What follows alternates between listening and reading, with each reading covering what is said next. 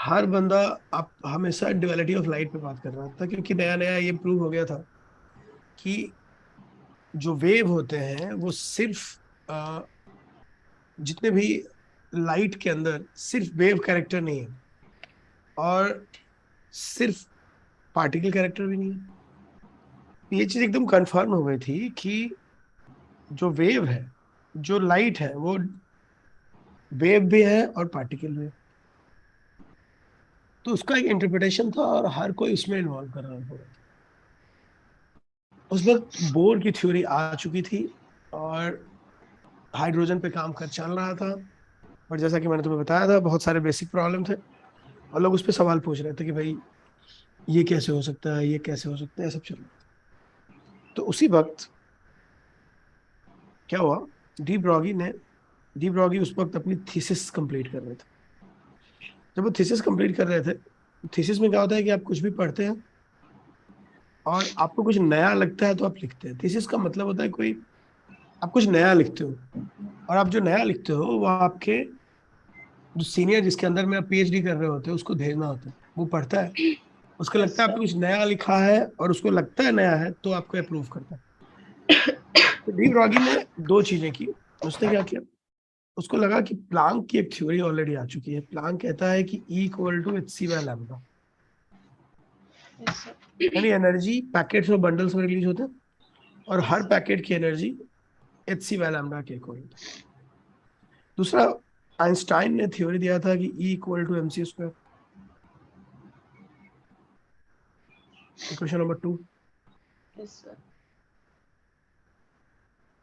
और de Broglie को लगने लगा कि ये दोनों थ्योरी एक ही बात कह रही है, क्योंकि प्लांक ने कहा था कि जब आप चीजों को बंडल्स और पैकेट्स की बात कर रहे हो, तो ये तो कॉमन बात है ना कि जो वेव है उसको बंडल और पैकेट में कैसे डाल सकते हैं। बंडल और पैकेट जो होते हैं वो वेव के कैरेक्टर नहीं होते। बंडल और पैकेट जो होते हैं वो, हमेशा माना याद रखना है इस बात को, कि बंडल और पैकेट जो कैरेक्टरिस्टिक्स होते हैं वो वेव के ना होके बंडल और पैकेट पार्टिकल के कैरेक्टर होते हैं। तुम ही बताओ, किसी चीज को तुम बंडल या पैकेट में रख रहे हो, है ना, तो वो वेव कैसे हो सकता है, वो तो पार्टिकल ही होगा ना। Yes sir. तो वहां पे एक कंफ्यूजन सा था। तो हुआ ये, यहाँ पे डी ब्रॉगी की बात जो चल रही है उसमें कंफ्यूजन तो था ही थोड़ा सा। तो उसने कहा कि यार, प्लांक भी कहीं ना कहीं ये कह रहा है कि पार्टिकल और वेव कैरेक्टर होते हैं, और आइंस्टाइन की इक्वेशन तो क्लियर ही थी कि एनर्जी को मास में कन्वर्ट कर सकते हैं और मास को एनर्जी में कन्वर्ट कर सकते हैं। तो उसने कहा ये दोनों अलग अलग बातें नहीं है, सेम ही बात है। उसने उठाया और दोनों को इक्वेट कर दिया। जब इन दोनों को इक्वेट करोगे तो तुमको मिलेगा lambda equal to H by M C. और यहाँ से एम सी मतलब mass into velocity, C velocity of light होता है। तो इसको जनरलाइज करने के लिए हम लिख सकते हैं एच बाई मोमेंटम। ये इक्वेशन उसने बना लिया और इसने कहा कि ये है डी ब्रॉगी वेवलेंथ, या ये है डी ब्रॉगी इक्वेशन। ये पहला इक्वेशन था जो वेवलेंथ को मोमेंटम से जोड़ रहा था, समझे, यस सर। वेवलेंथ को मोमेंटम से कनेक्ट कर रहा था। This was the first equation. Yes sir. So सुनने में ठीक लगा। बाद यस सर। में उन्होंने इसको आगे बढ़ाया।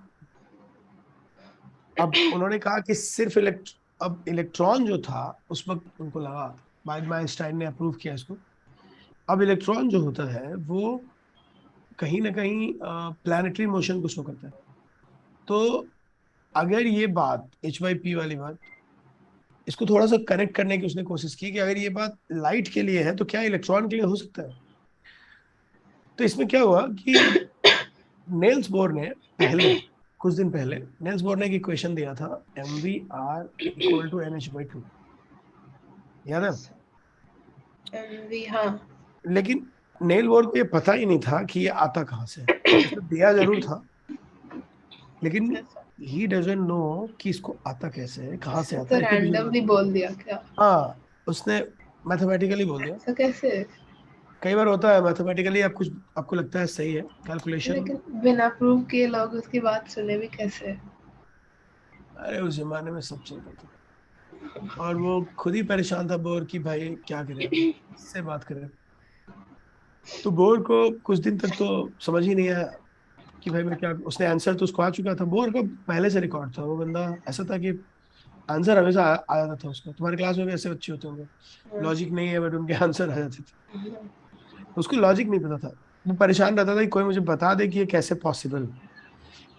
तो मैथमेटिकली आप ला पा रहे हो कुछ सॉल्व करके, लेकिन आपको लॉजिकली भी समझाना होगा कि how it is.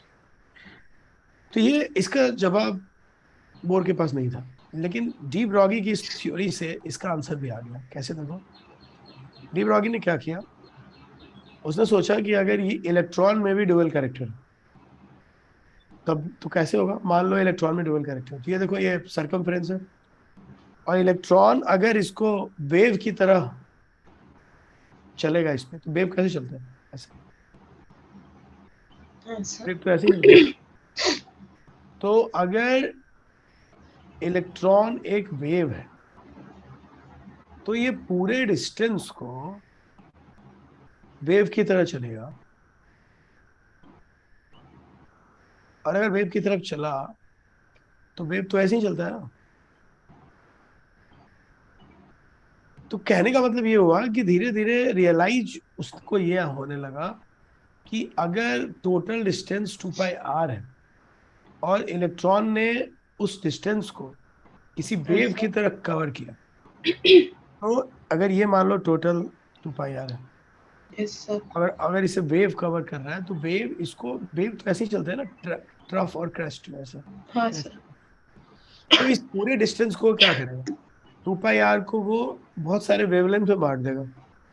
Let's say 2πr equal to n lambda, where n is the number of waves, पता नहीं कितने वेव, बट अगर वेव है तो ऐसे ही चलेगा।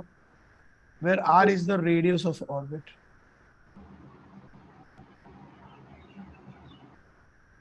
अब आगे देखो, अब उसने क्या किया, n तो ऐसे ही रहा, लैम्डा को उसने पुट कर दिया h/m भी, तो अभी अभी ऊपर आया था h/p। h/p को m भी लिख सकते हैं ना हम लोग, मोमेंटम होता है h/p। Yes sir. जब उसने ये लिखा और जब इसको ठीक से लिखा, देखो यहाँ से प्रूव हो रहा है mvr इक्वल टू nh/2। ओह। अब बोर वाली ये बात प्रूव यहाँ से हो रही थी, और बोर ने जो स्टेटमेंट दिया था, बोर का जो लाइन, ये बात बिल्कुल ठीक थी, बट कैसे आती थी ये पता नहीं था। तो डी ब्रॉगी ने जब ये प्रूव किया तो इमीडिएट उसने इनडायरेक्टली ये बताया कि इलेक्ट्रॉन भी इस इक्वेशन को फॉलो कर रहा है, जैसे लाइट कर रहा है। अगर इलेक्ट्रॉन इस इक्वेशन को फॉलो कर रहा है, इसका मतलब सारे प्लैनेट करेंगे इस इक्वेशन को फॉलो, क्योंकि इलेक्ट्रॉन तो प्लैनेटरी मोशन शो करता है। इसका मतलब यूनिवर्स करेगा इसको फॉलो। यानी ऐसी हर चीज जिसके पास मास हो, वेलोसिटी हो, उसकी वेवलेंथ निकाली जा सकती है by using this formula.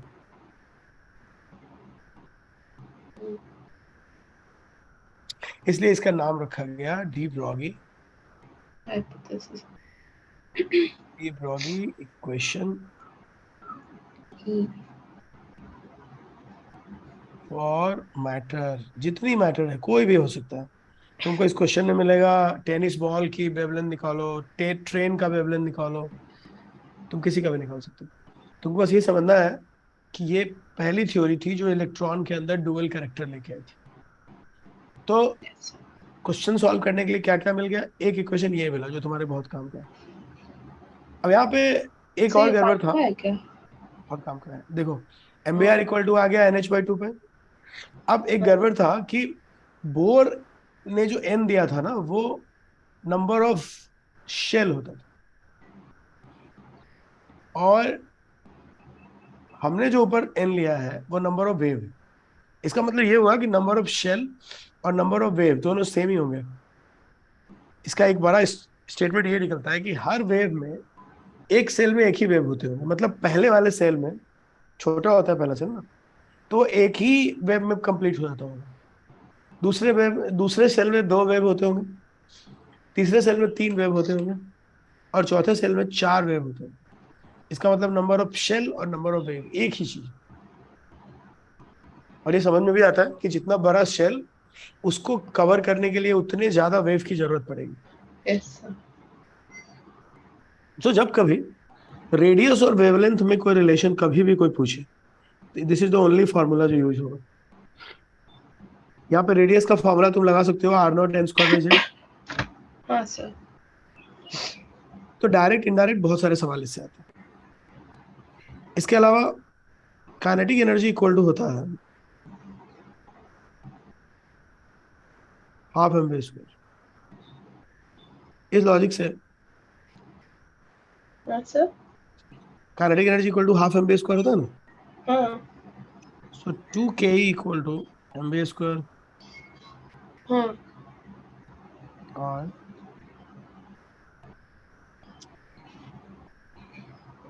v equal to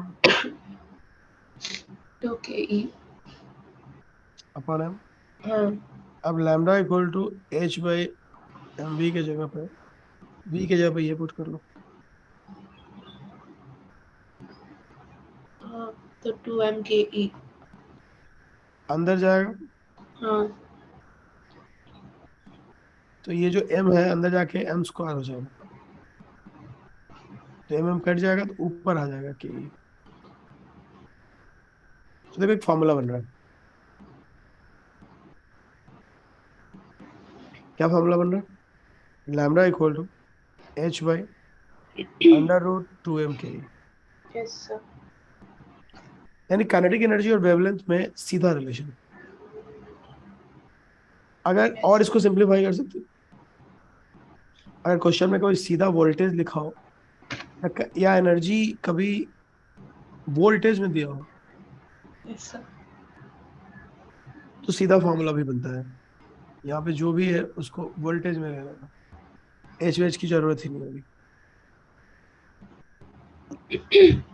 तो कहने का मतलब यहाँ पे ये है कि इस तरह के फॉर्मूले बहुत सारे यहाँ पे बन रहे हैं जिसपे कहीं ना कहीं डायरेक्ट इनडायरेक्ट सवाल आता है। समझ रहे हो? Yes so sir. ये जितने इक्वेशन मैंने यहाँ पे लिखवाया, जितना फॉर्मूला बनाया, सब तुम्हारे काम का याद रहेगा। तो ये हो गया तुम्हारा इक्वेशन नंबर, ये मान लो फार्मूला नंबर हो गया 3। ये जो था ये तो फार्मूला नंबर 1।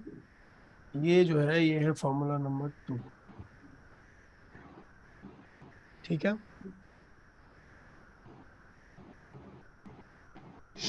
सर तुम्हें लिख रही हो नोट्स साथ में? नहीं सर, लिखे हुए हैं मेरे पास। पक्का? हाँ सर, मैंने आपको भेजा था ना व्हाट्सएप पे। ये वाला ऐसे ही लिखा हुआ है उसमें? हाँ मैंने देखा था। ठीक है। हाँ ये सब सारा फॉर्मूला है उसमें जैसे मैं यहाँ लिख रहा हूँ? हाँ सर, फॉर्मूला सब लिखा हुआ है। ओके।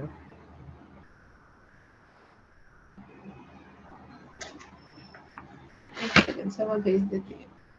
नहीं नहीं, तुमने भेजा हुआ मैं देख लेता हूँ। टी हाँ सर, ब्लॉगी। 20 पेज है, नहीं मिलेगा। अच्छा चलो कोई नहीं। आ, ओके चलो करते हैं। Yes sir. हम्म,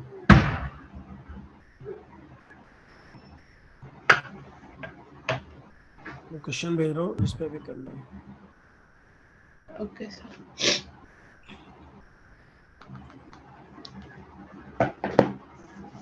अच्छा नेक्स्ट वीक ना मे भी मैं अवेलेबल नहीं हूँ, क्योंकि मुझे घर जाना है, मतलब वहाँ इंटरनेट वगैरह का प्रॉब्लम रहता है। अच्छा। सैटरडे वगैरह तो मे भी हो सकता है दिक्कत हो, तो तुम्हारा फिजिक्स और मैथ्स ही हो पाएगा अगले वीक, हो सकता है। हाँ सर, हम लोग भी एक्चुअली 12th को जा रहे हैं, तो 1-2 दिन हो सकता है तब क्लास पॉसिबल है, तो तब ठीक है। कब जा रहे हो, 12 को? हाँ। हाँ मैं भी 14 को निकलूंगा, 14-15। तो मेनली अगले वीक ही रखेंगे, इस वीक मेरा थोड़ा मुश्किल होगा क्योंकि शायद मैं रहूंगा ही नहीं। तो इस वीक मैथ और फिजिक्स ही रहेगा। ठीक है। हाँ सर। इसलिए होमवर्क हम लोग इतना ले लेते हैं कि तुम्हारे पास काम की कमी ना ओके सर। रहे। क्योंकि काम की कमी होनी नहीं चाहिए भाई। रुक जाओ तुम्हें भेजता हूँ, एक्चुअली बहुत सारा तो हो ही जाएगा। एटॉमिक थोड़ा बड़ा चैप्टर है, इसको खत्म करना पड़ेगा जल्दी। हम्म।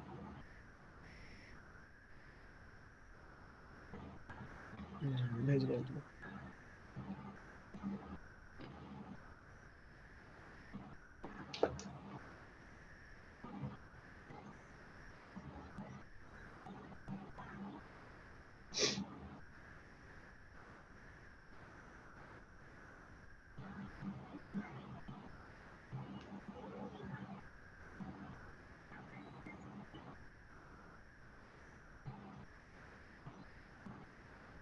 देखो एक पेज भेजा मैंने तुम्हें व्हाट्सएप पे। अच्छा देखिए। हम्म। इसमें क्वेश्चन नंबर 3, 4, 5। 3, 4, 5 ट्राई करना है तुम्हें, चलो समझ लो।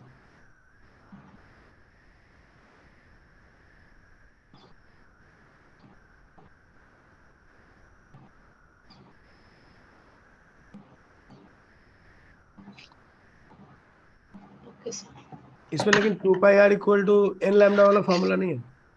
तो सर ये फॉर्मूला तुम्हारे पास नहीं है, ये वाला। अच्छा हाँ। समझे? ऐसे लिख लिया। हम्म, चलो करो सब। 3, 4, 5 ना। हम्म।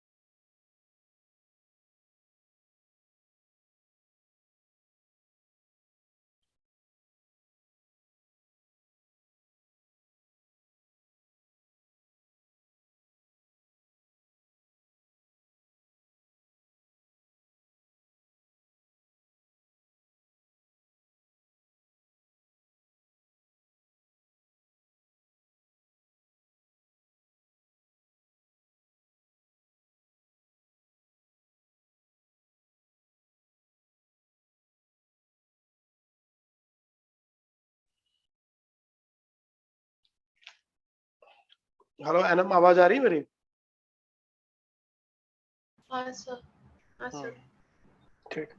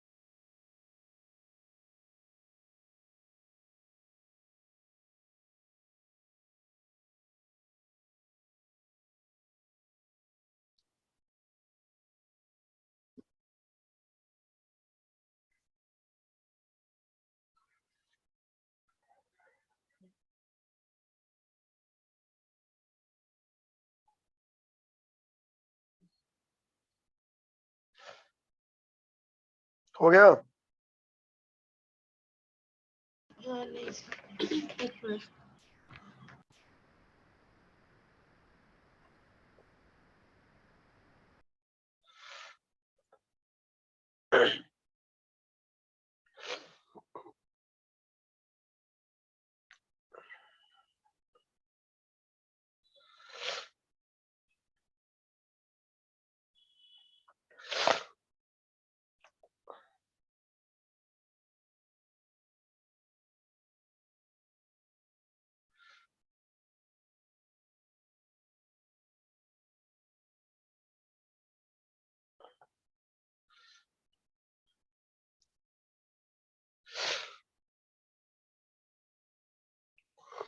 हाँ ऐसा हो गया ओके तो यही बात है, तुमको हमेशा ध्यान रखना है कि फॉर्मूला वही है। इसमें ये फॉर्मूला भी ध्यान रखना 150 वोल्टेज वाला, ये तब काम आएगा जब तुमको सीधा एंगस्ट्रॉम में चाहिए होगा और जो काइनेटिक एनर्जी हो वो वोल्टेज के फॉर्म में दिया या इलेक्ट्रॉन वोल्ट में दिया। ये वोल्टेज भी हो सकता है और kinetic energy in electron volt हो सकता है, ऐसे दिया। सीधा ये फॉर्मूला भी काम आएगा। इससे फायदा ये होगा कि तुमको सीधा का सीधा आंसर, ये V जो है पोटेंशियल डिफरेंस दिया हो।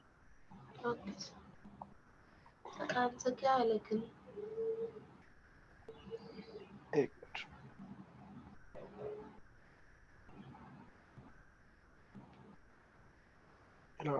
हाँ आता है क्वेश्चन।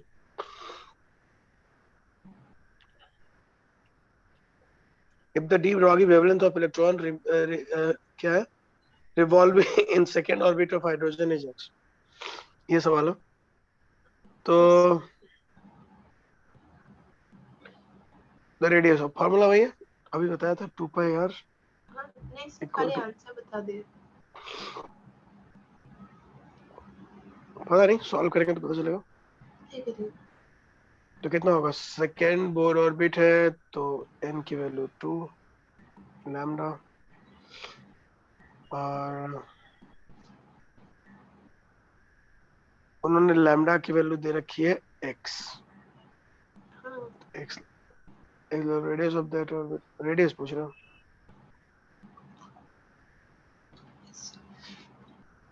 सेकेंड बोर ऑर्बिट है तो सेकेंड का मतलब ये हुआ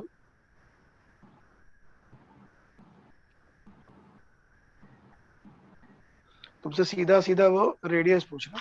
हाँ सर एन तो के जगह पे 2 पुट हाँ करो और लैम्डा की जगह x पूछ रहे हो। ये बात तो उसने खुद ही दी हुई है ना, तुमसे खाली r कह is रहा equals है। to x by pi is हाँ equal 2 पाई। अब r इक्वल टू कितना हो जाएगा, x by pi x by pi, सीधा आंसर आएगा, है ना। ठीक है, और कौन सा दिया था, और 3 4 5 दिया था 4 तक दे दीजिए। हाँ हाँ सर इजी की बात नहीं वो कैलकुलेशन थोड़ा टफ था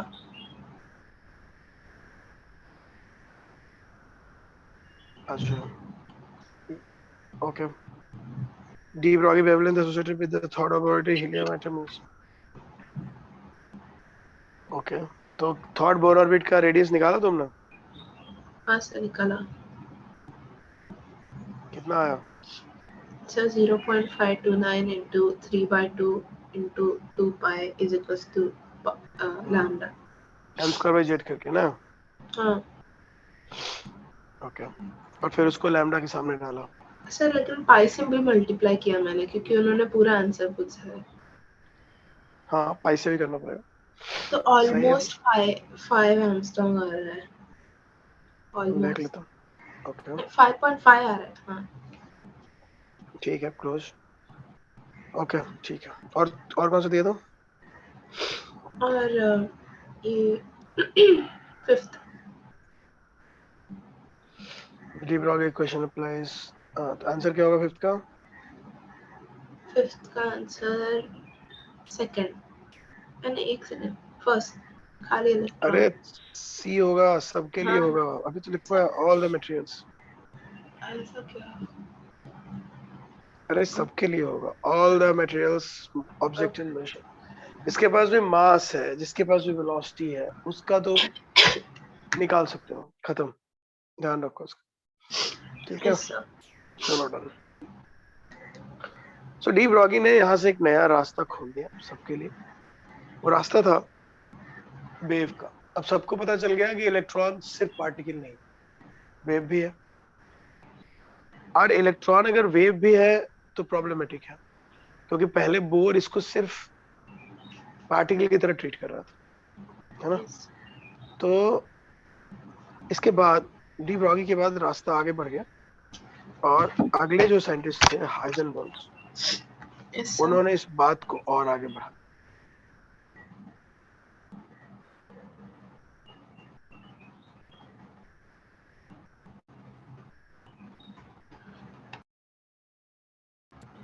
उन्होंने कहा कि देखो, अगर इलेक्ट्रॉन में ड्युअलिटी है हाँ सर। तो कुछ भी कर लो, कुछ भी कर लो, एट सेम टाइम पे तुम उसकी वेलोसिटी और पोजीशन दोनों नहीं बता सकते। अगर वेलोसिटी बताओगे तो पोजीशन नहीं बता पाओगे, पोजीशन बताओगे तो वेलोसिटी नहीं। ऐसा उन्होंने एक्सपेरिमेंटली भी प्रूव किया, करके देखा। धीरे धीरे वो समझ गया कि एट ए टाइम दोनों नहीं निकाला जा सकता। तो उन्होंने एक यस। फॉर्मूला बनाया कि delta x into delta p greater than equal to H by four, yes. जहां पे वो कह रहे थे कि डेल्टा एक्स है अनसर्टेनिटी। अनसर्टेनिटी का मतलब होता है एरर। तुम जो आंसर निकालोगे उसमें एरर है। हमेशा होता ही है ना। हम्म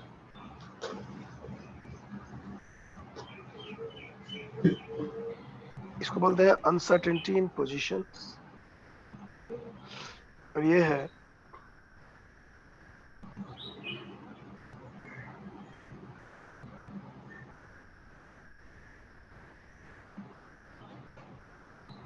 अनसर्टेनिटी इन मोमेंटम। तो ध्यान रखना इस बात का। इन दोनों का इसका मतलब ये होता है कि इन दोनों का जो मल्टीप्लिकेशन है, यस सर। मतलब जो आप अनसर्टेनिटी निकालेंगे, मतलब आपने कहा कि इलेक्ट्रॉन यहाँ मिलना चाहिए, तो असल में यस सर। इलेक्ट्रॉन उसके आगे पीछे कहीं मिलेगा, वहां नहीं मिलेगा।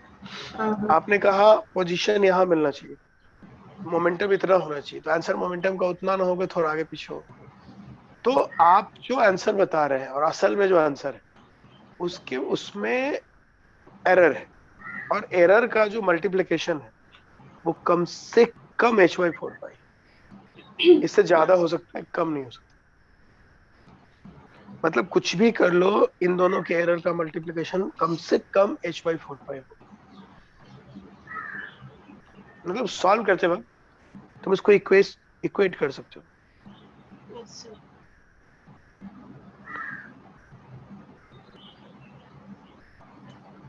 सॉल्व करते वक्त कोई एक पता होगा, दूसरा निकाल लेना, या इसको और भी फॉर्म से लिख सकते हो, इसको एम डेल्टा भी लिख सकते हो।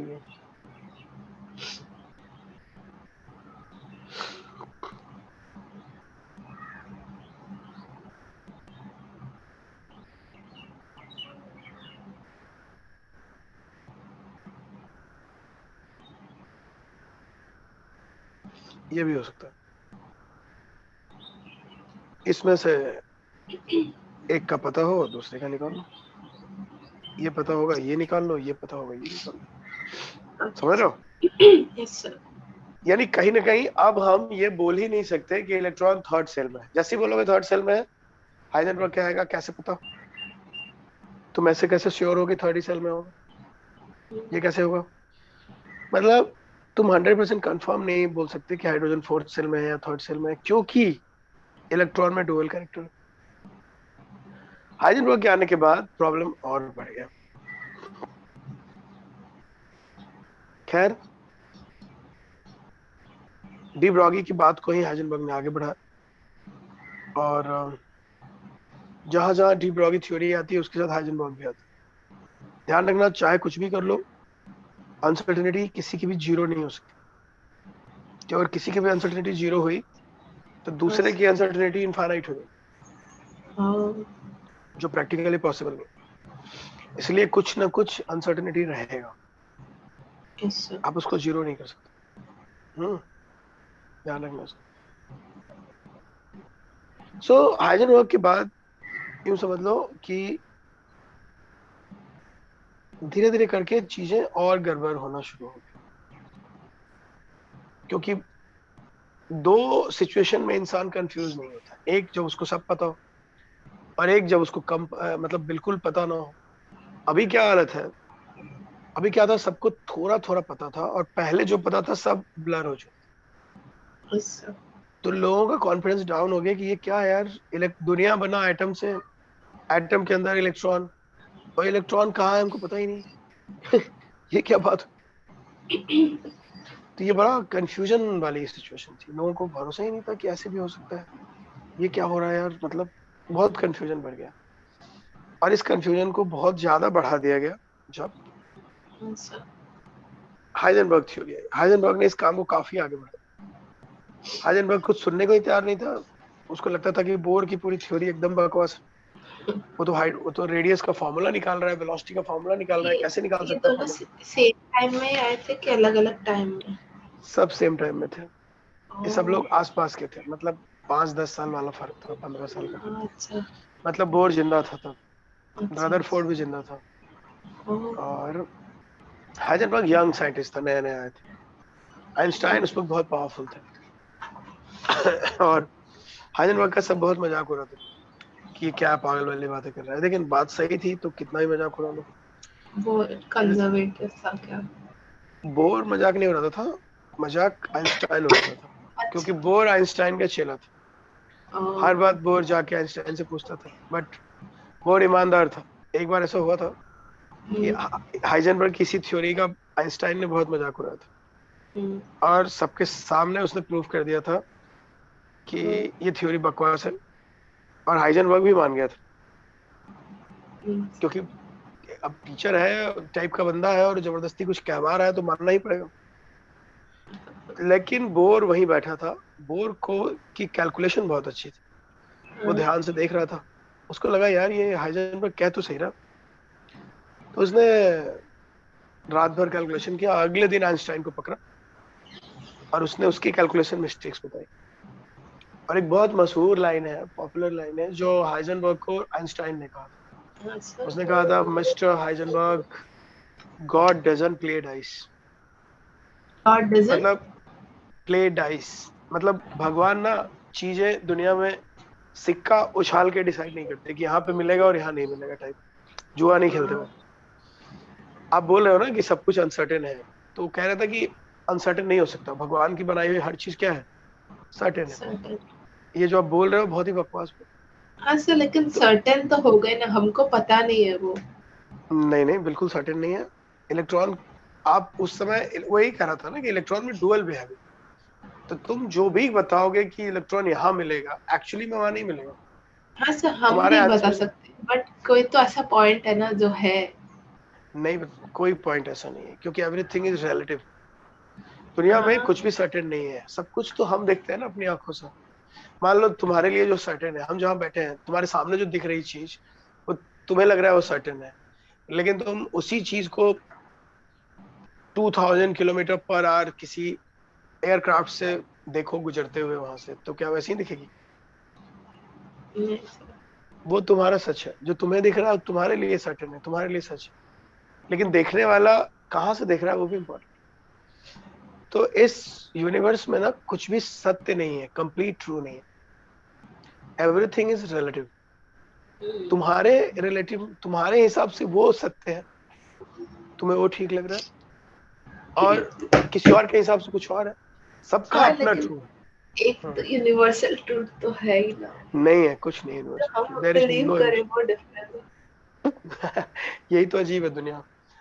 दुनिया में कुछ भी यूनिवर्सल ट्रू भी नहीं है, ये भी वर्ड नहीं है, ये तो कॉमन है। तुम देखो ना, कोई भी चीज देखो, यूनिवर्सल ट्रू क्या होता है, हम लोग अपने अपनी नजर से देखते हैं किसी भी चीज को, यूनिवर्सल ट्रू कुछ भी नहीं होता। वो तो हम बोलते हैं कि ये होना चाहिए, जब चीजें बदलेगी, आसपास की सरकमस्टांसेस, देखने वाला बदलता है तो चीजें भी बदल जाती है। कोई सर भी तो फिर परफेक्ट हाँ ये सोच के तो सब लोग झूठ बोलेंगे कि कुछ क्या क्या सही क्या है ही नहीं। जोर से ये बोलो सोच क्या? के तो ये सोच के तो सब लोग झूठ बोलना चालू कर देंगे कि कुछ अच्छा सही है सच ही नहीं। झूठ की बात करें। हाँ तो मैंने कहा ना तुम्हारे हिसाब से बस ठीक है, कई बार झूठ बोलना भी ठीक है किसी के हिसाब से। हम्म, एक्चुअली सब अनसर्टेन है। मतलब तुम कभी ऐसे सोचना कि तुम किसी आदमी से बहुत ज्यादा किसी चीज को तुम बहुत एक बायस्ड हो गए हो कि ये बहुत गलत है, सब बोल रहे हैं सब बोल रहे हैं। हाँ, तुम उस आदमी से पर्सनली कभी मिलो जाके, उसकी सब बातें सुनो और उसके पॉइंट ऑफ रेफरेंस को समझो। तुमको 1 मिनट के लिए लगेगा ये भी तो हो सकता है। हाँ सर, ऐसा तो है। यही सत्य है। बहुत इस पे बात करने की जरूरत है। इस पे आइंस्टाइन की थ्योरी है, थ्योरी ऑफ रिलेटिविटी। दुनिया की सबसे बड़ी थ्योरी वही तो है। यही तो प्रॉब्लम है कि आइंस्टाइन ने दुनिया को खुद इतनी अलग अलग बातें बताई और जब उसके सामने एक नया चला तो उसने उसका मजाक उड़ाया। हम्म, लेकिन क्या हुआ, बोर ने प्रूफ कर दिया कि हाइजेनबर्ग वाज वेरी राइट। हम्म, और उसने कहा पलट के, mister Einstein don't say God played ice और नॉट। तुम भैया डिसाइड मत करो, भगवान का मन वो जो मन हो करेंगे। You are no one to decide. तो इस तरह से हाइजेनबर्ग की थ्योरी दुनिया के सामने आई, लोगों को सच सच पता चली। उससे पहले लोगों को इतना पता नहीं था कि ये भी सच है, बट आया। तो कहीं ना कहीं हाइजेनबर्ग का बहुत बड़ा रोल है, बोर ये नई थ्योरी को आगे बढ़ा। उसने ही बताया इतना स्ट्रांगली कि अब तुम ये इलेक्ट्रॉन ऐसे गोल गोल घूम रहा है ये सब नहीं बोल सकते। अब तुमको और भी कई बातों के बारे में बात करनी पड़ेगी। हम्म, ठीक है, डन। तो ये सब बातें हैं जो तुमको ध्यान रखना होगा। इस पे कई फॉर्मूला है, कई क्वेश्चंस है जो तुमको करने चाहिए। तो मैं देता हूँ तुमको क्वेश्चंस। Okay sir. भेजता हूँ।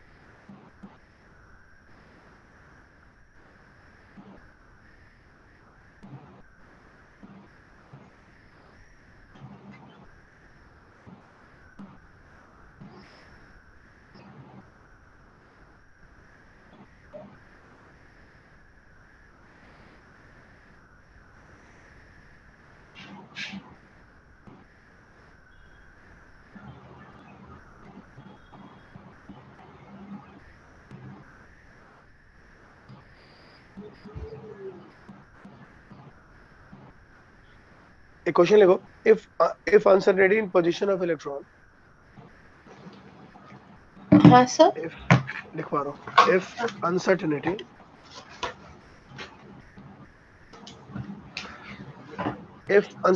इन position of electron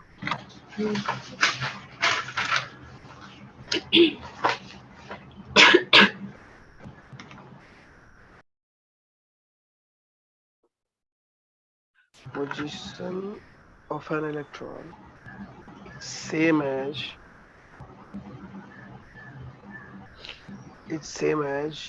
the delta x of helium atom.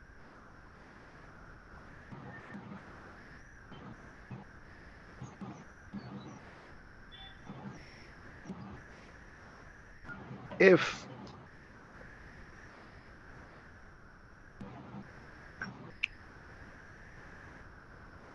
delta p of electron is that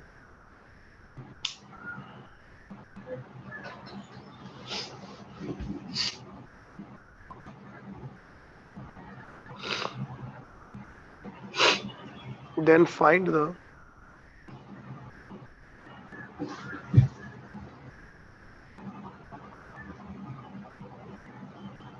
sir uncertainty percentage में निकलता है क्या? नहीं नहीं एग्जैक्ट आ जाता है, परसेंटेज भी आ सकता है। Okay okay.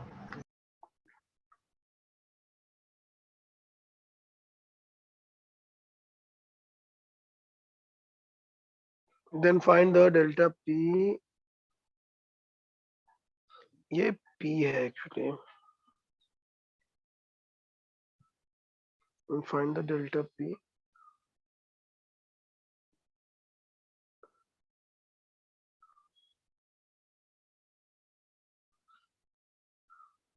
In helium atom.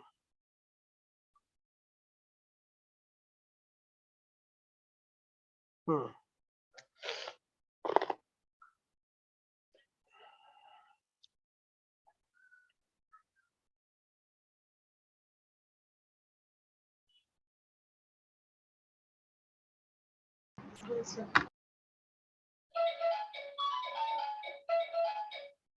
Uncertainty in position of an electron is same as the delta X of helium atom. If delta P of electron, then find the delta P in helium atom. सही है. Electron का delta P इतना दिया है तो helium atom का delta. Okay, sir.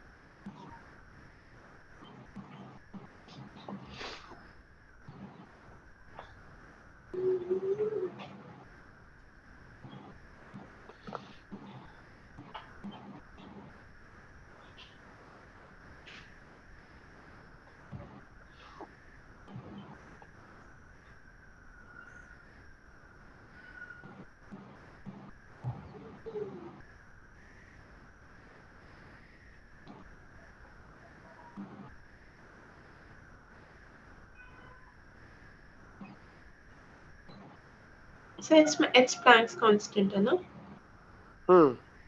which is Planck's constant. Okay, sir.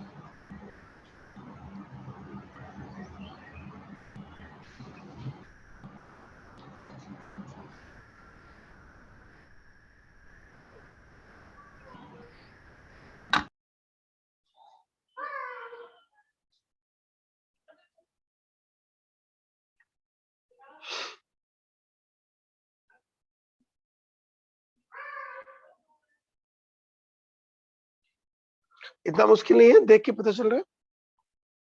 Question है uncertainty in position of electron दिया हुआ है. ये कह रहा है कि अनसर्टेनिटी जो पोजीशन है इलेक्ट्रॉन का वो उसके मोमेंटम के बराबर है. So और H momentum by है. 4 pi तो लेकिन constant ही है. बिल्कुल सही बात है. h by 4 pi कांस्टेंट और यहाँ पे तो x भी दोनों का सेम है तो कट जाएगा. बिल्कुल तो सेम ही आएगा. बिल्कुल बिल्कुल सही बात. सेम ही है. अच्छा, सब सेम. तो कोई फर्क नहीं पड़ता कि हीलियम है कि इलेक्ट्रॉन है, हाँ. क्योंकि अगर सब कुछ सेम है तो सेम ही रहेगा. उससे क्या मतलब है ना. सही बात.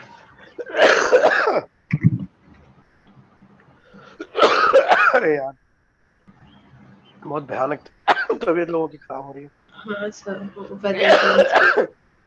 चलो आज तो कम से कम धूप निकली है. सर आप मुंबई में रहते हैं? हाँ मैं थाने में रहता हूँ. अच्छा. तभी तो भयानक बीमार हूँ भाई. और मुझे जाना ही पड़ता है उधर. आज जो है तुम्हारे चैम्बर में आज धूप निकला है कि नहीं?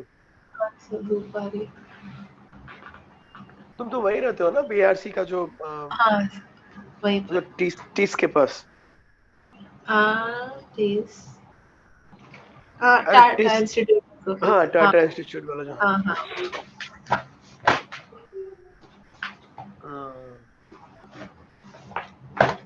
चलो तो ये हो गया. अब इसके बाद जो है जो सिचुएशन है उसकी तरफ बढ़ते हैं.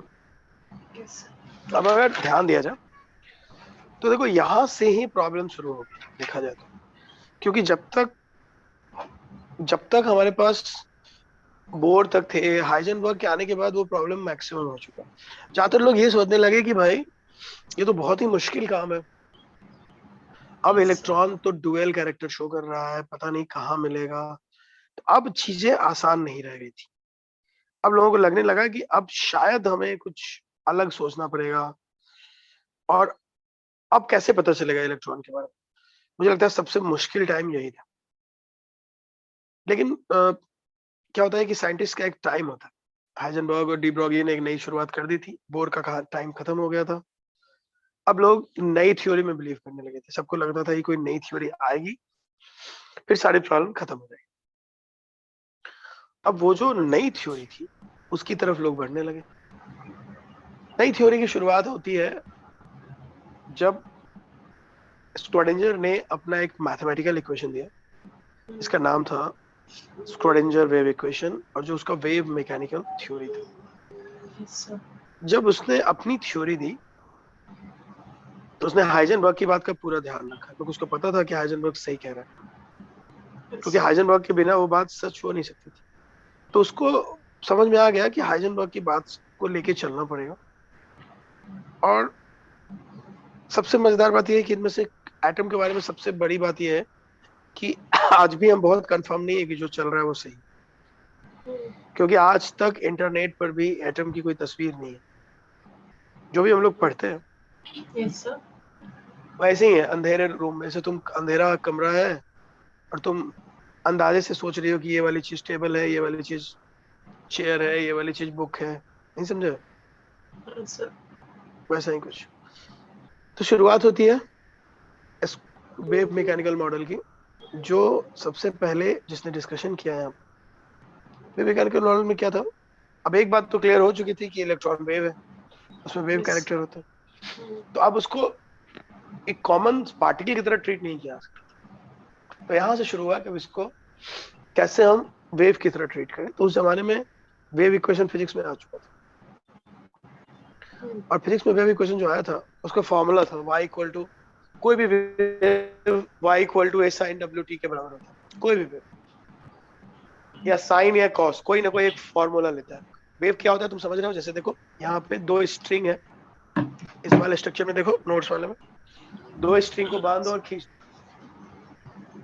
तो Uh, वो जो डिस्टरबेंस होगा, sir. इधर इधर इधर तुम्हारी जगह ये है। ओ,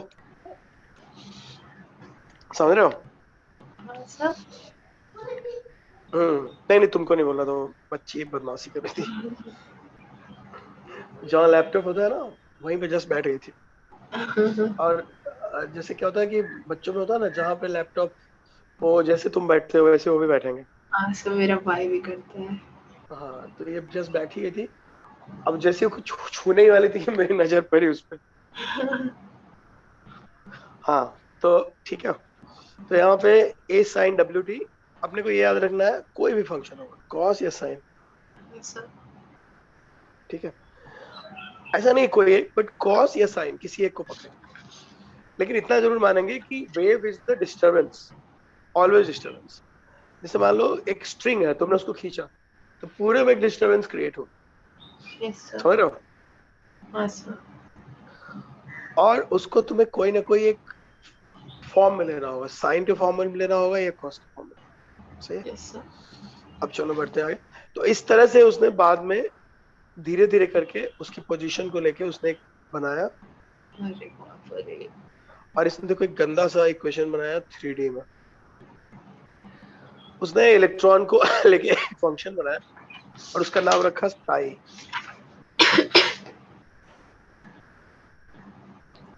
जैसे होता है ना, जब हम लोग को y equal to mx plus C लेते हैं, fx लेते हैं, वैसे ही इसने एक फॉर्म बनाया साई। उसने कहा इलेक्ट्रॉन फाइंडिंग प्रोबेबिलिटी डेंसिटी के लिए एक नया फॉर्म लिया जाए साई, और उस इक्वेशन को उसने, इसका प्रूफ इतना आसान नहीं है, हमारे अभी के जितना जितना पढ़ते हैं उसके पर्पस से बहुत बाहर है, बिल्कुल पढ़ने की जरूरत नहीं है उसमें। लेकिन इस इक्वेशन को एक बार देखना बहुत जरूरी है। अब ये इक्वेशन 3D है। पहले क्या किया, एक साइन इक्वेशन बनाया, उसको डबल डेरिवेटिव लिया, 2 बार डिफरेंशिएट किया, और कहा कि इलेक्ट्रॉन के बारे में सारी इंफॉर्मेशन हमको इसी से मिलने वाली है। इसके कैरेक्टर को समझ लो। जैसे साई जो है वो एम्पलीट्यूड ऑफ इलेक्ट्रॉन, एम जो है एम जो है mass of electron, E total energy है, और वी पोटेंशियल एनर्जी, राइट? सो जो फॉर्म है उसमें याद ये रखना है सारे वैल्यूज को। ई देखो, ई टोटल एनर्जी है, बी पोटेंशियल एनर्जी है।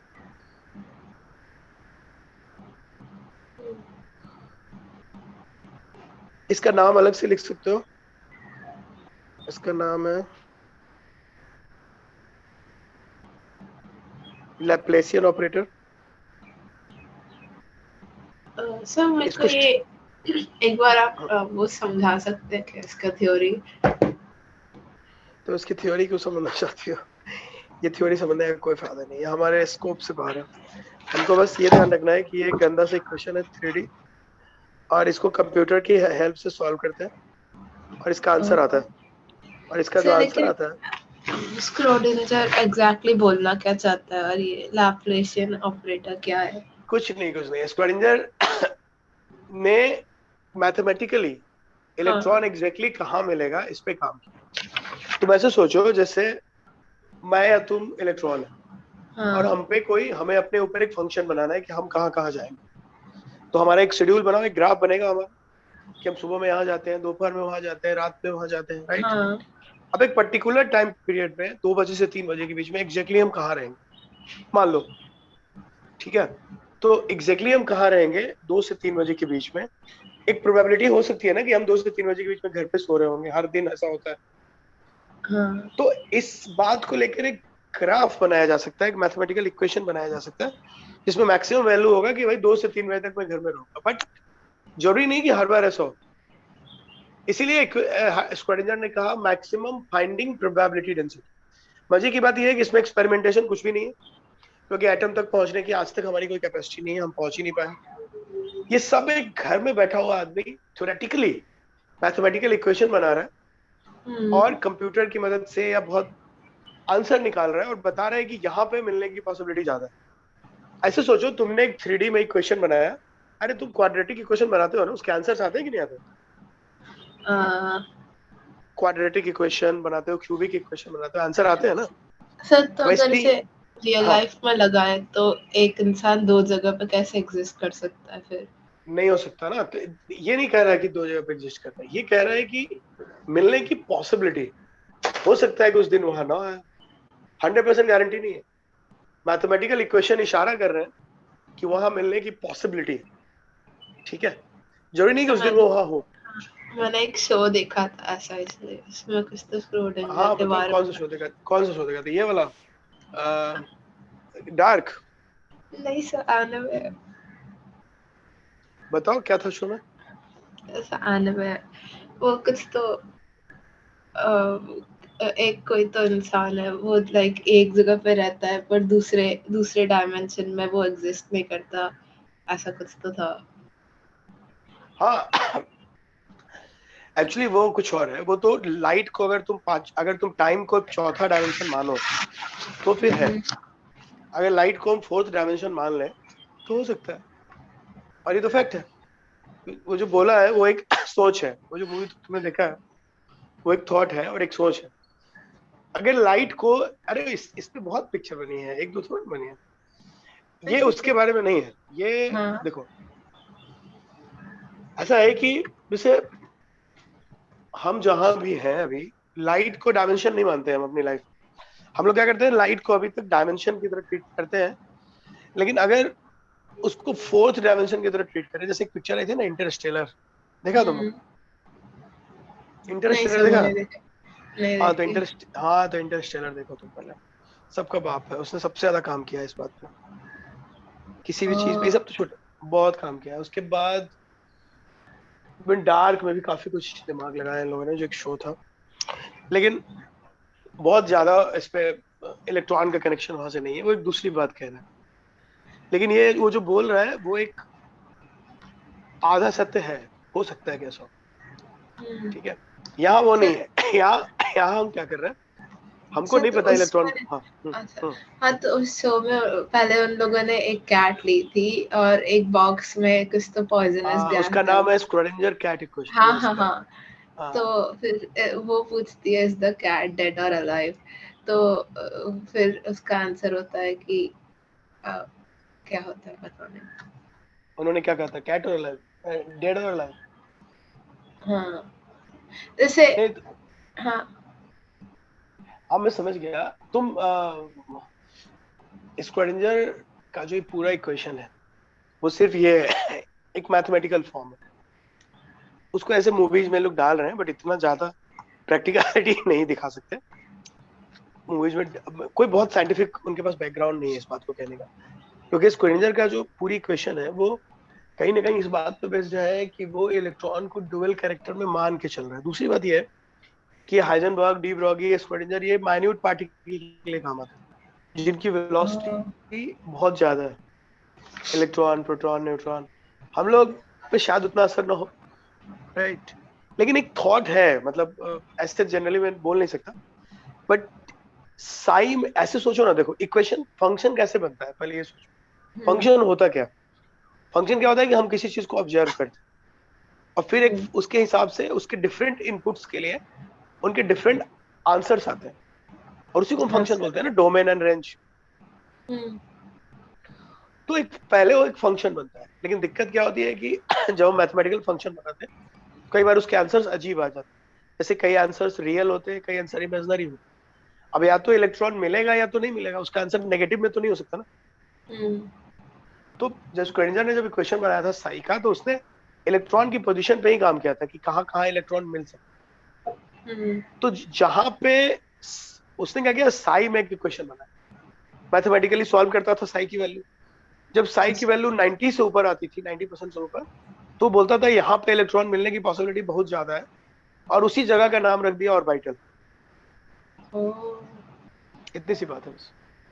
सोचो ना, एक मैथमेटिकली तुम बैठ के घर में बैठ के इक्वेशन बना रहे हो, एक्सपेरिमेंटल कुछ नहीं है उसमें, क्योंकि एटम के अंदर जाके आज तक किसी ने देखा ही नहीं।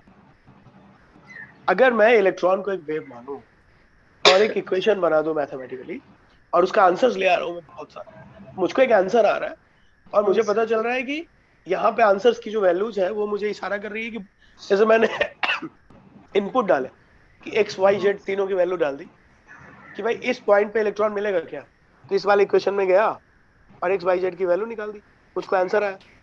अगर आंसर 90 से ऊपर है तो मैं बोलूंगा अरे यही ऑर्बिट, बस इतना सा।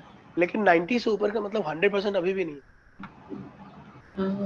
वहां मिलने की पॉसिबिलिटी है, 100% नहीं है। याद, हाँ। तो वो लेकिन वो कैट डिसअपियर कैसे हो गई थी? बिल्कुल डिसअपियर हो जाएगी, क्योंकि टाइम जोन बदल जाएगा। हाँ टाइम जोन बदल जाएगा ना। अच्छा सुनो, तुम अभी जहां बैठी हो, ठीक है, अगर टाइम जोन बदल जाए तो डार्क देखो, तुम ज्यादा मजा आएगा। डार्क जो है ना एक सीरीज है, तुम्हारे पास इतना समय नहीं है, जेई का एग्जाम हो जाए तो देख लो। इंटरस्टेलर तो देख लूंगा। हाँ इंटरस्टेलर तो छोटा सा है, डार्क में देखा था मैंने, डार्क भी बहुत अलग बनाया था मैंने। 10 12 8 10 सीजन है उसके। उसमें भी ऐसे ही होता है, एक आदमी होता है, 3 चलते रहता है लाइफ उसी आदमी का, सेम बंदा है। एक बंदा है, उसकी फैमिली है, और वो एक उसके एक टनल है जिससे होके जैसे उस पार जाता है तो वो 100 साल पीछे चला है। अब सेम बंदा 100 साल पहले या 50 साल पहले या 40 साल पहले, और उसमें ऐसा होता है कि वो पीछे पीछे जाते रहता है अपनी लाइफ। तो मैं यहाँ हूँ, और अंत में उस मूवी की हाइट क्या थी पता? अंत में क्या होता है कि जो भी फिर मतलब एक बहुत सारी प्रॉब्लम शुरू हो जाती है, तो उसको रोकने का रास्ता है लोग ढूंढते हैं। तो एक साइंटिस्ट बताता है कि रास्ता ये है कि तुम पास्ट में जाओ और जाके इसको रोक दो पूरा। पता है उसको रोकने का क्या करते हो? जो बंदा सब कुछ ठीक कर रहा होता है वो ऐसा रोक देता है कि उसका एग्जिस्टेंस ही खत्म हो जाता है। मतलब मैं ही सब ठीक कर रहा हूँ, है ना, और मुझे ठीक करने के लिए अपना एग्जिस्टेंस ही खत्म करना पड़ता है। समझ रहे हो?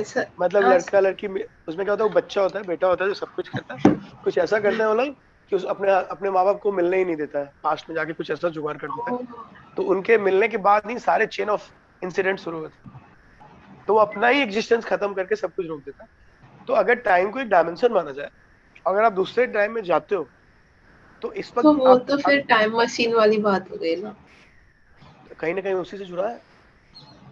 अगर वो सब एक दूसरे से कनेक्टेड है, अगर पास्ट की कोई चीज हिलती है तो प्रेजेंट भी हिलेगा, फ्यूचर भी हिलेगा। अच्छा वो इस पे बेस्ड था, इस पे बहुत कहानियां बनी, बट मैं इतना कहना चाहता हूँ कि बातें ठीक है, इस पर हम बात कर सकते हैं, पर प्रैक्टिकली संभव इसलिए नहीं है कि हमने इस पे कुछ रिसर्च ही नहीं किया, हमारा काम आइंस्टाइन के बाद किसी ने इस पे काम ही नहीं किया, जहाँ का तहाँ रुका हुआ है। बट थ्योरेटिकली यस हो सकता है, अगर एक डायमेंशन माना जाए। प्रैक्टिकली नो, क्योंकि किसी ने इस तक काम ही नहीं किया आज तक। तो मैं करूँगी। तुम वैसे करोगे? ऐसे ठीक। हाँ। हाँ तो तुम्हें इसके लिए रिसर्च करना पड़ेगा। हम्म, सही है। तो रिसर्च करने के लिए तुम्हें अच्छी जगह पे पढ़ाई करनी होगी अपनी। ऐसा। अरे ये तो पूरा एरिया ही ऐसा खाली है, किसी ने कुछ काम ही नहीं किया। चलो बढ़ते आगे। तो इस ऐसा। तरह से तुम्हारे लिए इतना काफी है कि ये एक गंदा सा इक्वेशन है जिसके आंसर से तुमको जो आंसर्स मिलेंगे वो तुमको बताएगा कि ऑर्बिटल की पोजीशन क्या है। That's it. ठीक है, ऐसा। तो इसमें नाम बस याद कर लो तुम। तो ये एम मास है, ई टोटल एनर्जी है, वी पोटेंशियल एनर्जी है, और ये जो ऐसा। टर्म है ये पहले वाला, इसको याद करने के लिए इन्होंने नाम रखा हुआ है लैप्लेशियन ऑपरेटर, ऐसे ही नाम रखा हुआ ऐसा। है। इससे कुछ होना नहीं है, बस ध्यान रखो। बाद में स्क्रोडिंजर वेव इक्वेशन को ये जो ऊपर वाला इक्वेशन है इसमें स्टैंडर्ड कोऑर्डिनेट्स यूज किया गया है, जिसको हम लोग कहते हैं हम्म, Cartesian coordinates X Y Z, जिसको हम्म, बाद में ज्यादा अच्छे अंडरस्टैंडिंग के लिए पोलर कोऑर्डिनेट में बदल दिया गया। पोलर कोऑर्डिनेट में बदलने का मतलब होता है आप किसी भी चीज को दो चीज से देखते हो, एंगल से और डिस्टेंस से। हम्म, तो पूरे इक्वेशन को दो पार्ट में बांट दिया गया, एक रेडियल वेव फंक्शन जो डिस्टेंस पे बेस्ड था, और दूसरा एंगल वाला। देखो यहाँ किसी भी हम्म, थ्री डायमेंशन चीज को ढूंढने के लिए मुझे एक तो चाहिए उसका डिस्टेंस, दूसरा ऐसा। चाहिए कितना एंगल बनाना है। दो तरह के एंगल है, देखो थीटा और फाई। देखो थीटा और फाई ध्यान से, हाँ। ये दो एंगल है। तो मुझे कोई भी जगह बताने के लिए एंगल भी चाहिए और डिस्टेंस भी चाहिए। डिस्टेंस कितना है और एंगल कितना है, इन दोनों के हिसाब से मैं कुछ बोल पाऊँ। तो हम्म, पोलर कोऑर्डिनेट्स में दोनों देखे जाते हैं। तो यहाँ से आर को, पुराना वाला साई को दो पार्ट में बांट दिया गया, रेडियल वेव फंक्शन और एंगुलर वेव फंक्शन। याद रखना है कि साई एक इलेक्ट्रॉनिक वेव फंक्शन है, लेकिन साई का आंसर नेगेटिव भी आ सकता है। इसलिए साई को हम लोग इलेक्ट्रॉन फाइंडिंग प्रोबेबिलिटी डेंसिटी नहीं कहते, इलेक्ट्रॉन फाइंडिंग प्रोबेबिलिटी डेंसिटी हम लोग साई स्क्वायर भी कहते हैं, क्योंकि साई स्क्वायर का आंसर पॉजिटिव आ सकता है। भाई सोचो ना, इलेक्ट्रॉन या तो मिलेगा या तो नहीं मिलेगा, इलेक्ट्रॉन नेगेटिव में तो नहीं मिलेगा ना। ऐसा। इसलिए साई को इलेक्ट्रॉनिक वेव फंक्शन तो बोल सकते, but electron finding probability density नहीं बोल सकते। उसके लिए हमें वर्ड यूज करना पड़ता है साई स्क्वायर। Okay sir. उसके बाद अब इसके ही वैल्यूज कल लोगों ने पढ़ाई करनी शुरू की, पता चला, और साई साई स्क्वायर के आंसर्स के बेसिस पर उन्होंने निकाला क्वांटम नंबर। क्वांटम नंबर तो तुम्हें आता ही है। हाँ सर, पढ़ा दीजिए। देखो क्वांटम नंबर में पहले तुमको ये समझना पड़ेगा कि क्वांटम नंबर की मदद से हम एग्जैक्ट निकालेंगे कि इलेक्ट्रॉन कहाँ मिलता है। तो देखो उसको, तो पहले ही क्या हुआ कि साई का थोड़ा ग्राफ भी समझना पड़ेगा। जैसा कि मैंने कहा, अगर वो फंक्शन है तो उसका ग्राफ भी होगा। हाँ। और हर, अब क्या हुआ, दो फंक्शन, एक डिस्टेंस वाला ग्राफ है रेडियल वेव फंक्शन, और एक एंगल वाला ग्राफ है जिसको कहते हैं एंगुलर वेव फंक्शन, और दोनों मिला के हमारा कंप्लीट आंसर देता है। सर तो ये देखो, मैंने पहले कभी पढ़ा नहीं है। हम लोग के सर ने कुछ बहुत डेप्थ में पढ़ाया नहीं था, बस बोला था ये याद कर लो, ये याद कर लो, जेई के लिए हो जाएगा। नहीं कोई बात नहीं है, डेप्थ इसमें पढ़ना भी नहीं है, मैं बस बता रहा हूँ उसको ध्यान रखना है। इसको डेप्थ में पढ़ के अच्छा। कुछ मतलब नहीं है, क्योंकि आप बहुत ज्यादा घुस नहीं सकते इसमें। हाँ मैं तो हाँ। बस तुम्हें थोड़ा सा फील करवा रहा हूँ कि क्या है, एकदम से रटने वाला कॉन्सेप्ट ना है, थोड़ा समझ है। हम्म, लेकिन बहुत ज्यादा डेप्थ में एक्सपेंडिचर में आप जा भी नहीं सकते। हम्म, जो आता है वो मैं तुम्हें बता रहा हूँ, जिसमें घुसना है।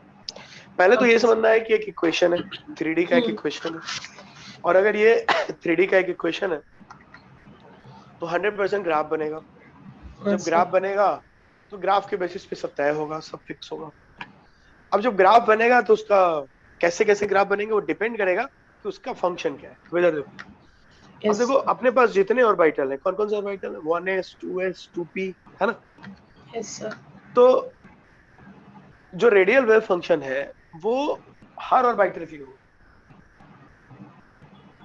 जो रेडियल वेव फंक्शन है वो हर ऑर्बिटल के लिए होगा। लेकिन जो एंगुलर वेव फंक्शन है वो ऑर्बिटल के लिए नहीं होगा, वो सिर्फ सबसेल्स के लिए। समझ रहे हो? यस तो सर। अपने को इस बात का ध्यान रखना है। तो एंगुलर वेव फंक्शन हमको बताएगा p x p y p z के बारे में, एंगल, या d x y d y z d z x के बारे में। लेकिन जो हमको 1s कहाँ मिलेगा, 2s कहाँ मिलेगा, 3s 4s, हर ऑर्बिटल के लिए रेडियल वेव फंक्शन अलग होगा। तो समझो बात, इलेक्ट्रॉन कहाँ मिलेगा इसके लिए हमको दो फंक्शन चाहिए, एक डिस्टेंस चाहिए, इसको हम लोग कहते हैं रेडियल वेव फंक्शन। वो हमको हर ऑर्बिटल का अलग से बताएगा, 1s अलग, 2s अलग, 3s अलग, 2p अलग, वो अलग बताएगा। एक बताएगा angular wave function. Angular wave function में क्या होगा, एस के लिए एक बार आ गया, एस में एंगुलर वेव फंक्शन का कोई मतलब ही नहीं, क्योंकि इसमें सारे एंगल होते हैं। पी में 3 चॉइस होती है, p x p y p Z.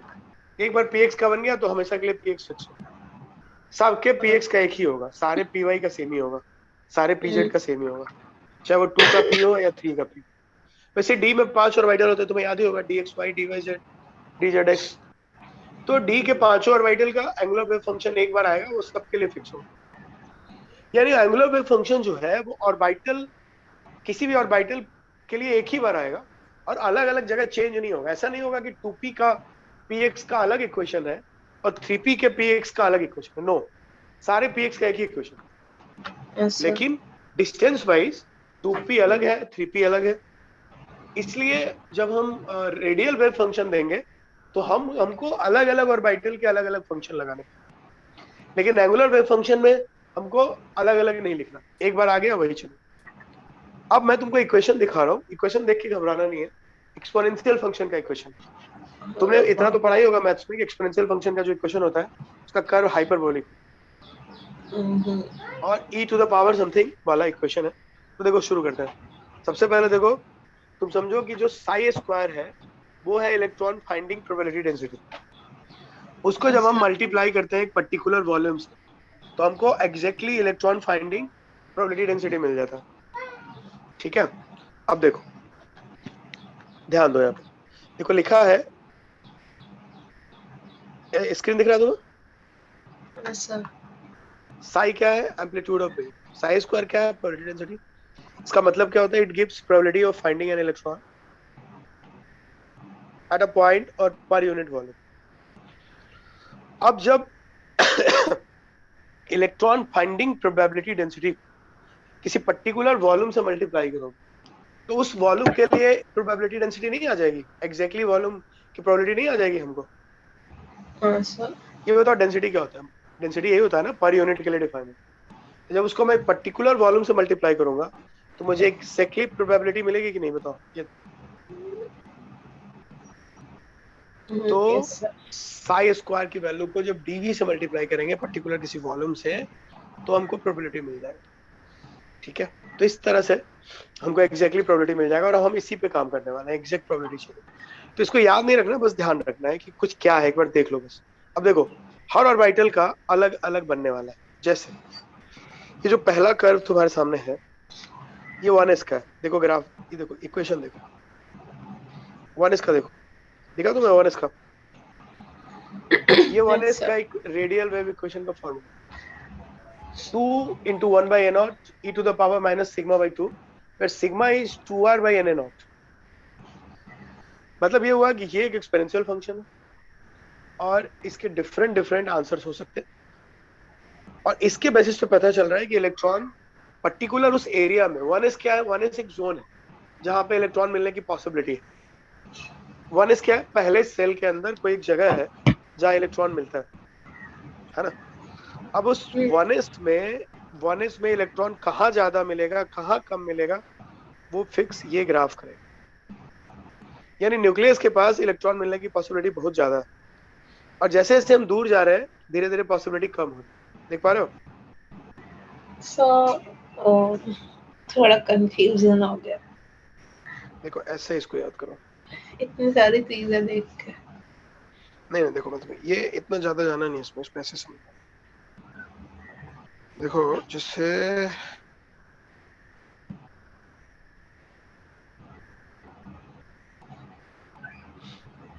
तुम्हारे काम का कितना है वो पहले देख लो। तुम्हारे काम का बस ये है कि तुमको कुछ ग्राफ्स ध्यान रखने, इसमें एस के ग्राफ, पी के ग्राफ, डी के ग्राफ अलग तरीके से याद रखना।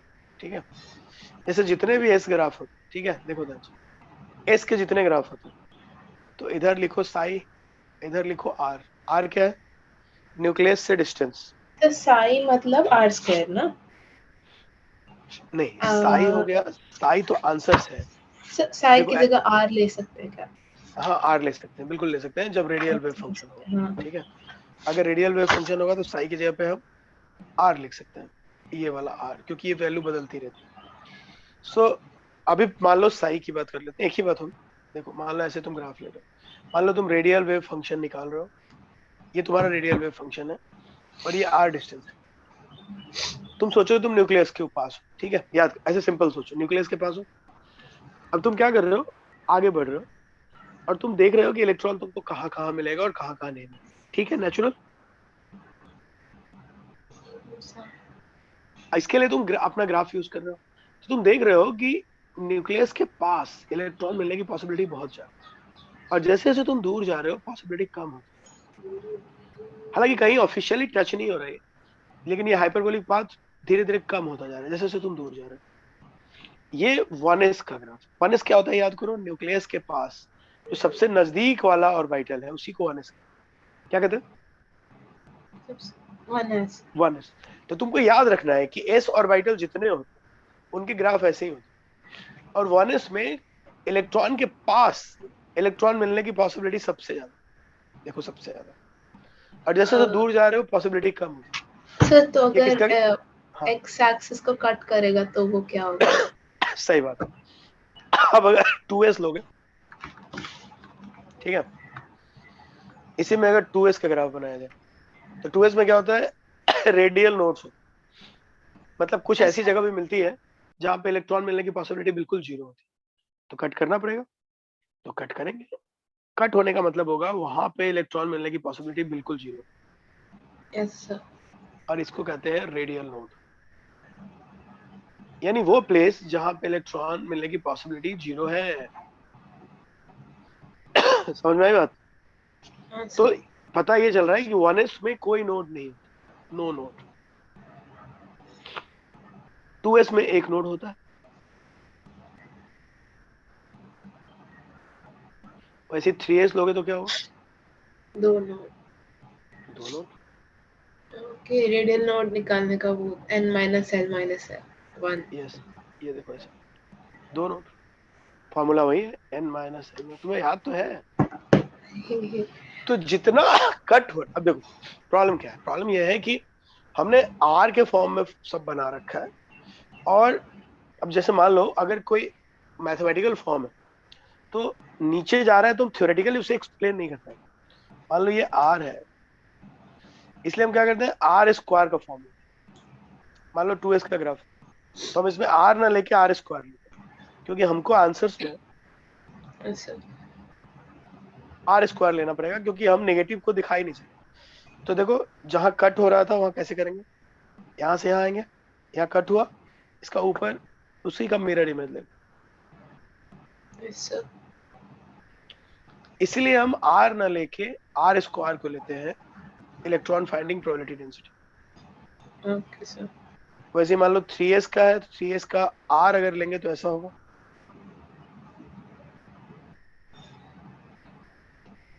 देखो ऐसा होगा।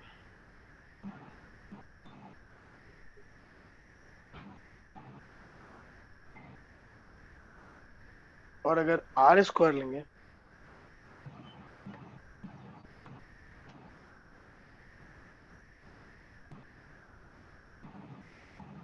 सेम ग्राफ, अगर आर स्क्वायर साथ लेंगे तो हमको क्या करना है, नेगेटिव वैल्यू नहीं दिखानी, तो इसी को ऊपर ले लेंगे। सॉरी ये कट होगा ना,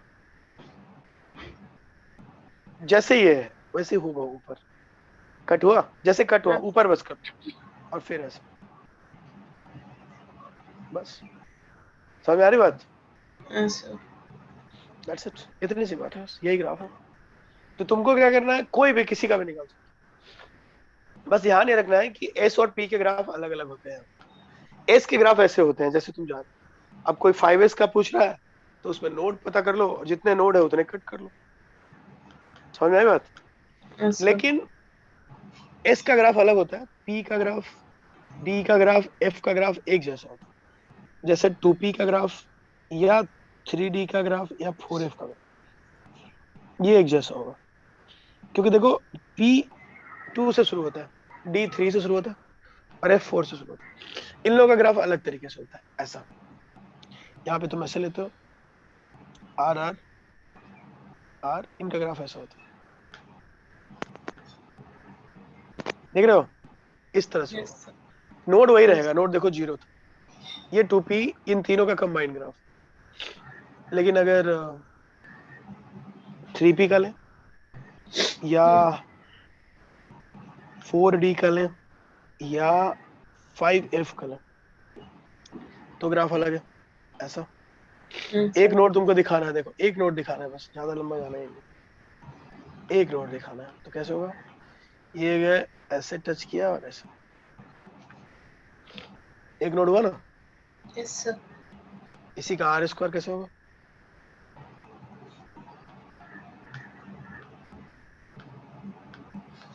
ये नीचे वाले को ऊपर ले लो। हमेशा याद रखना कि जो पहला वाला मैक्सिमा होगा वो बड़ा होगा और दूसरा वाला मैक्सिमा हमेशा छोटा होगा, क्योंकि इलेक्ट्रॉन मिलने की पॉसिबिलिटी हमेशा न्यूक्लियस के पास ज्यादा होती है और जितना दूर जाओगे पॉसिबिलिटी कम होती है, याद रहेगा। Yes sir.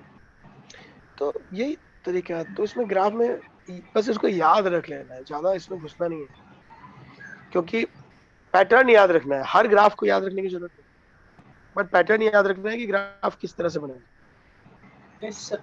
ठीक है। सो देखो यही ग्राफ इसने डिटेल में बताई हुई है, तुमको उसके इक्वेशन में नहीं घुसना है, इक्वेशन बाद में देखेंगे, ग्राफ देखना है। देखो कोई भी ग्राफ तुम समझ सकती हो, कर सकते हो, कोई दिक्कत नहीं। ठीक है, ये देखो सारे ग्राफ इसमें बन गए, एक साथ भी देख सकते हो।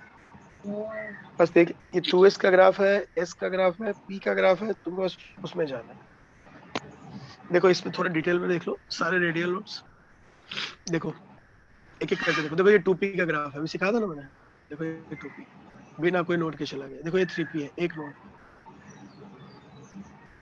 ओके। ये 4P है, दो नोड।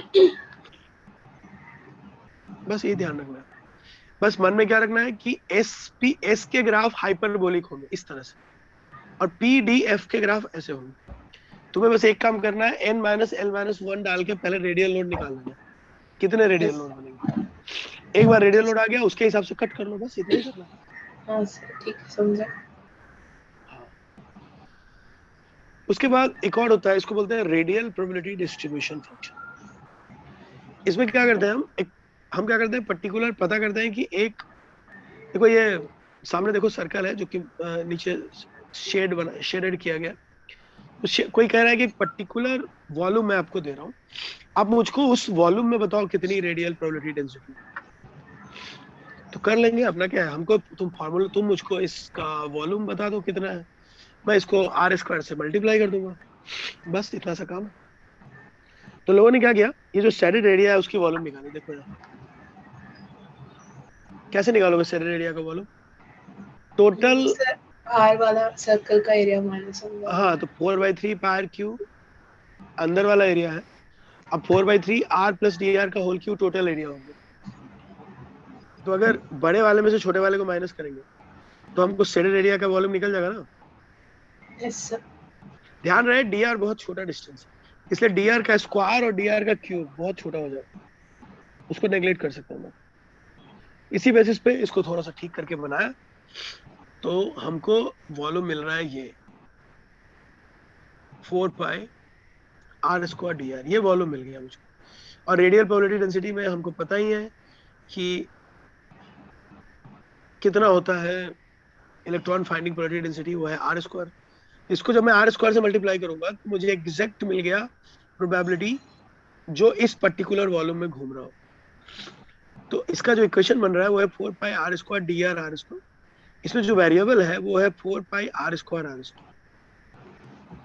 पहले हम लोग जितनी चीजें देख रहे थे उसमें डिस्टेंस मैटर नहीं करता था, लेकिन अब हम जो भी ग्राफ बनाएंगे इस वाली चीज का, उसमें डिस्टेंस मैटर करेगा, क्योंकि R is there, capital R is there. Capital R वो डिस्टेंस है जहां पे इलेक्ट्रॉन मिलेगा। ठीक है, तो इसका जो ग्राफ बनता है इसमें SPDF सबका सेम ही बनता है, एक जैसा बनता है। नोड जैसे हम लोग पहले नोड निकालते थे वैसे यहाँ भी वैसे ही नोड निकालते हैं, बस ग्राफ में सबका ग्राफ एक जैसा होता है। देखो ऐसे तुमको याद ये रखना है कि हर ग्राफ SPDF का ग्राफ एक जैसा होता है, मैक्सिमा वाला ग्राफ। इसमें डिस्टेंस मैटर करता है। तो ये देखो, ये 1s का ग्राफ तुम्हारे सामने खींचा गया है। 1s में ये जो ग्राफ खींचा गया है 4πr² का, यानी हम रेडियल प्रोबेबिलिटी डिस्ट्रीब्यूशन निकाल रहे हैं एक पर्टिकुलर dr डिस्टेंस। तो हमको पता चला एक ऐसा डिस्टेंस है जहां पे इलेक्ट्रॉन मिलने की पॉसिबिलिटी बहुत ज्यादा है। देखो वो कौन है, ये 1s। पता है इसका डिस्टेंस कितना होता है? वही जो बोर ने निकाला था, 0.529 एंगस्ट्रॉम। सोचो बोर को ये सब कुछ पता नहीं था, बट इसका आंसर बिल्कुल ठीक है। यानी 1s का मतलब भी 1s का मतलब भी बोर को नहीं पता। लेकिन जब स्क्रोडिंगर ने अपना ग्राफ बनाया तो 1s का जो ग्राफ था उसमें जो सबसे हाईएस्ट डिस्टेंस था वो 0.529 एंगस्ट्रॉम निकला, जहां पे इलेक्ट्रॉन मिलने की पॉसिबिलिटी सबसे ज्यादा होती। सोचो कैसे वो आंसर निकाल लेता था बिना कुछ जाने। सो इस तरह से इसमें ये सब थ्योरी तुमको देखने की जरूरत नहीं, तुम बस इसकी ग्राफ का पैटर्न देखो। पहला ग्राफ का पैटर्न क्या है? एक कोई नोड नहीं होगा, हाइट यहाँ तक जाएगी। फिर कोई 2s का पूछेगा तो क्या करोगे? सब कुछ वही रहेगा, एक नया ग्राफ बनेगा आगे जितना, क्योंकि एक नोड दिखाना पड़ेगा हमको। 3s का ग्राफ होगा, हमको दो नोड दिखाना होगा। देखो देखो देखो 1s 2s 3s में डिफरेंस देखो, ध्यान से देखो, कुछ नया नहीं है। 1s में एक मैक्सिमा, 2s में कितना मैक्सिमा? देखो दो मैक्सिमा। 3s में कितने मैक्सिमा? 3 मैक्सिमा। बस याद ये रखना है कि जो सबसे बाद वाला मैक्सिमा की हाइट बढ़ती जाएगी क्योंकि डिस्टेंस बढ़ता जा रहा है। ठीक है, तो इस तरह से तुमको जो ग्राफ मिले वो 3 तरह के ग्राफ मिले। पहला ग्राफ मिला तुम्हें आर का, दूसरा ग्राफ मिला R² का। जैसे मान लो 3s की बात करते हैं, एक बार 3s की बात करते हैं। तो 3s में मुझे 3 तरह के ग्राफ मिले। एक मिले R का ग्राफ, 3s में R का ग्राफ मुझे मिल गया तो मैं बना लूंगा आराम से। ऐसा है तो ऐसे आएगा। n-l-1 दो जो है नोट दिखाने हैं मुझे। ये 3s का ये वाला ग्राफ ऐसे।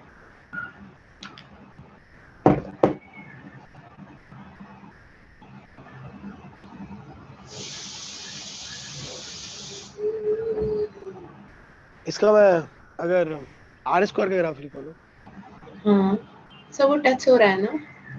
हाँ टच हो रहा है, सॉरी बिल्कुल टच हो रहा है। हाँ अगर मैं R² का ग्राफ निकालूं तो सब कुछ वही रहेगा, बस इसका मिरर इमेज ऊपर बना लेंगे। ओह बस ओके। और सेम का ग्राफ अगर मैं 4πr² बना निकालूं, जो भी सीखा है ये वाला ग्राफ अगर निकालूं तो मुझे 3s है तो मुझे दो नोड्स दिखाने हैं, तो मैं ऐसे करूंगा, ये फर्स्ट, ये दो और ये तीसरा। ये वाला थोड़ा बड़ा होगा तो ये देखो एक ही चीज के 3 ग्राफ, फंक्शन अलग अलग। ये पहला वाला जो होता है इसमें इस तरह के फंक्शन में जो अगला मैक्सिमा आता है वो छोटा होता है, लेकिन R² वाले में मैक्सिमा बड़ा होता है। और इस डिस्टेंस को, ये जो लास्ट वाला है इसको हम लोग कहते हैं R max, क्योंकि ये सबसे, ये 3s का ऑर्बिट है सच में, ये 3s का समझ। तो तुम्हें ये ध्यान रखना है इतना सा, अगर मुझसे कोई कहेगा 4p का बनाओ, मैं समझ जाऊंगा 4p का तो अलग तरीके से बनता है, 4p का तो और आसान है बनाना क्योंकि इसमें सबका पैटर्न सेम ही होता है। 4p का बनाना है तो मैं ऐसे लिखूंगा R R, यहाँ पे लिखूंगा R, और 4p का मतलब n, पहले रेडियल नोड निकाल लूंगा, n-l-1 लगा, n4l1 1 कितने हुए, n-l-1 कितना हुआ, ये दो, दो ना। हाँ तो मुझे दो नोड दिखाने हैं और नोट दिखाने का तरीका, ये हाइपरबोलिक नहीं होता। आर, ये जो हाइपरबोलिक है सिर्फ एस के लिए होता है, पी के लिए कोई हाइपरबोलिक नहीं, सब ऐसे ही होते हैं, यहाँ से शुरू होते हैं। तो बस इसमें दो नोट दिखाने, तो मैं क्या करूंगा, देख, एक ऐसा, देख रहे हो, एक नोट दिया, फिर दो नोट दिया, और ये देखो, अच्छा ये नीचे ही जाना था मुझे, सॉरी। तो अगर मैं आर का ग्राफ ले रहा हूँ तो मुझे नीचे जाना पड़ेगा, तो देखो ऐसे ऐसे कट किया, दो कट हुए, फिर यस ऐसे सर। खत्म। अगर यही ग्राफ आर स्क्वायर का हो तो मुझे नीचे नहीं जाना, ऊपर जाना है, इसी का मिरर इमेज लेना, ठीक है। That's it. दो नोट दिखाने थे, दो नोट दिखा दिए। अगर एक नोट दिखाने होते तो एक नोट दिखा देते। आगे बात समझ? Yes sir. ये देखो दो नोट दिखा दिए। और इसी का ग्राफ अगर मुझे ये बना लेना है, 4 पाई आर स्क्वायर वाला ये ग्राफ लेना है, आर स्क्वायर आर के साथ, तो फिर अलग ग्राफ बनेगा। एक, दो, और ये ऊपर वाला, इसमें आर मैक्स ये हो, ये देखो ये अंतर है पी में और इसमें। तो मुझे कुछ नहीं करना है, बस n-L1 निकालना है, उस हिसाब से बस कट करते चलना। Yes sir. ये दोनों तो बिल्कुल कनेक्टेड है, ये थोड़ा अलग से याद रखना पड़ेगा। ये ग्राफ है, समझ? Yes sir. सर तो ये सब ग्राफ याद रखना है। पैटर्न याद रखना है, ग्राफ याद ठीक नहीं, है। पैटर्न याद रखना है। ग्राफ याद करना मुश्किल काम होगा, पैटर्न याद रखना आसान। Yes sir. क्योंकि मैंने तुम्हें बताया सिर्फ एस का हाइपरबोलिक होता है, बाकी सब तो ओके ऐसे ही सर। है नीचे से। हाँ जब सर। तुम ध्यान से देखोगी ना तो तुमको समझ आएगा यार ये तो कनेक्ट हो जाएगा, कॉमन बात। Okay sir. इस तरह से तुम सबका ग्राफ खींच सकते हो। इसमें जो आर मैक्स की वैल्यू होती है, जैसा कि मैंने कहा, वो बढ़ती चली जाती है। और एक होता है आर एवरेज। आर एवरेज का मतलब होता है रेडियस एवरेज कितना होगा। तो आर मैक्स अगर यहाँ है मान लो, तो आर एवरेज थोड़ा सा आगे ही होगा उससे। भाई रेडी सर्कुलर पाथ एग्जैक्ट होता तो हम एवरेज निकाल लेते हैं, बट एग्जैक्ट सर्कुलर पाथ तो है नहीं। तो इतना तो पक्का है कि ये जो भी आर एवरेज है वो आर मैक्स के थोड़ा आगे होता है। तो आर एवरेज का मतलब होता है कि एवरेज रेडियस बता दो भाई कहाँ इलेक्ट्रॉन है। अब पहले जैसा सर्कुलर पाथ तो है नहीं कि एवरेज रेडियस बता दो, पर ऐसे ही आर मैक्स के थोड़ा आगे आर एवरेज बोलते हैं हम लोग हमेशा। Yes sir. ध्यान ये रखना है कि जितना ज्यादा एल की वैल्यू होगी, एल जो होता है एसपीडीएफ, एस जो होता है वो न्यूक्लियस के बहुत पास होता है, तो यस इसके सर। अंदर इलेक्ट्रॉन मिलने की पॉसिबिलिटी सबसे ज्यादा होती है। तो इसलिए आर मैक्स की वैल्यू इन सब बातों पे डिपेंड करती है। जैसे देखो, अगर एल सेम हो और एन अलग हो, एल सेम हो एन अलग हो, एल सेम हो एन अलग हो, तो हम लोग देखते हैं कि जैसे जैसे एन बढ़ता है आर मैक्स बढ़ता है। चेक करो, ये देखो ध्यान से। मतलब ये हुआ, सर एस थोड़ा के सा लिए हाइट, ज्यादा हाँ एस के लिए हाइट ज्यादा होगी एज कंपेयर टू पी, अगर एल सेम है तो। करेक्ट।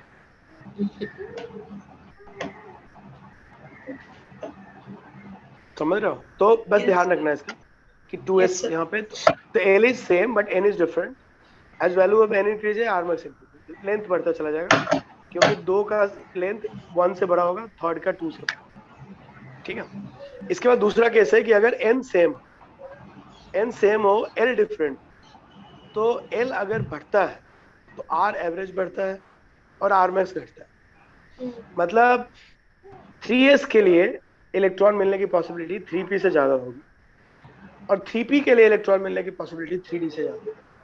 यानी एक पर्टिकुलर अगर सेल नंबर सेम है तो इलेक्ट्रॉन मिलने की पॉसिबिलिटी p में सबसे, s में सबसे ज्यादा होगी, फिर p में होगी, फिर d में होगी। हाँ समझ? Yes sir. क्योंकि जो न्यूक्लियस के पास होता है उसके उसी के पास इलेक्ट्रॉन मिलने की पॉसिबिलिटी ज्यादा है। क्लियर हो? Yes sir. तो ये बस ये ग्राफ है, इसको थोड़ा सा तुम बार बार इस पे क्वेश्चन 2-4 करोगे तो तुमको समझ में आएगा। मैं तुम्हें क्वेश्चन देता हूँ जिससे तुम कर पाओ। एक मिनट रुको बस।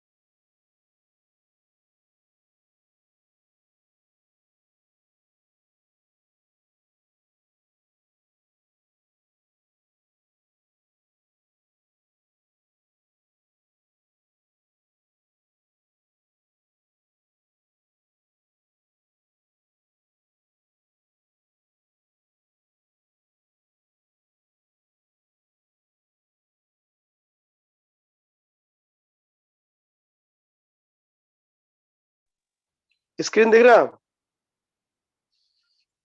हेलो, हाँ स्क्रीन दिख रहा है तुम्हें? हाँ देख, ये अपना पुराना तुम्हारा ही मॉड्यूल है। ये देखो क्वेश्चन नंबर 83,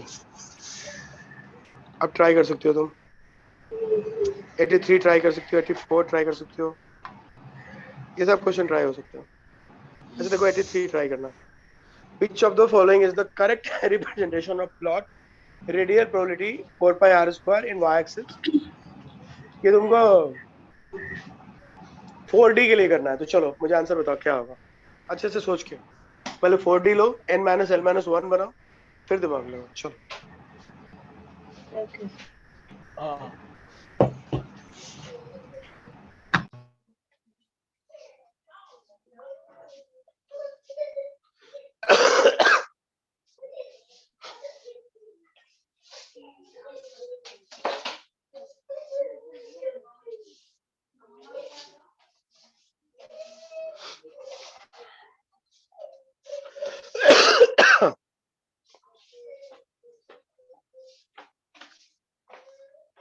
सो 1 4D में कितने कितने रेडियल नोड होते हैं? 1 अच्छा 4D में एक ही रेडियल नोड होता है? 4 minus 2 minus 1 ना। हाँ सही बात है, एक ही होंगे। तो आंसर कौन सा होगा, ऑप्शन कौन सा करेक्ट? Sir D. हाँ बिल्कुल सही है, देखा तुमने पकड़ लिया। अब और क्या चाहती हो, कर लिया ना? हाँ सर, ये चलो वाला ठीक तो है। इजी था लेकिन पता नहीं अच्छा दूसरा चलो वाला। मुश्किल, अच्छा इसमें कौन सा मुश्किल है बताओ, वही करता हूँ। 87 मुश्किल लग रहा है? सर मेरे तुम को 85 84, दिख नहीं रहा है। चलो थोड़ा 85 करो, नहीं आ सर, जाओ थोड़ा 85। जूम इन कर सकते हैं, दिख नहीं रहा है एक्चुअली। 85 क्या बोलो, फिर से बोलो, 85 में क्या आ रहा है? 85 दिख नहीं रहा है, थोड़ा सा जूम इन कर सकते हैं। हाँ हाँ जो अभी दिखा। हाँ अब दिख रहा है। The distance of maximum probability of 3p 3d are given in order। RMS बताना, कोई बताया था ना, n की वैल्यू सेम हो तो l देखना पड़ता है, जिसका l छोटा होता है उसका RMS बड़ा होता है, बताया था। Yes sir. तो सबसे बड़ा 3s का होगा, फिर 3p का, फिर 3d। तो आंसर होगा C। ठीक है, कोई भी कर सकती हो उसमें से तुम, जो तुम्हारा मन करे, किसी में दम नहीं है, कोई भी उठा लो तुम। ये भी कर सकती हो, 87 भी कर सकती हो। देखो 87 पढ़ो। Out of the following which is the correct match for radial probability of, sir क्या है वो 2s। फाइंडिंग द इलेक्ट्रॉन, हाँ 2s। Okay sir. ये तुम्हारे बुकलेट का क्वेश्चन है।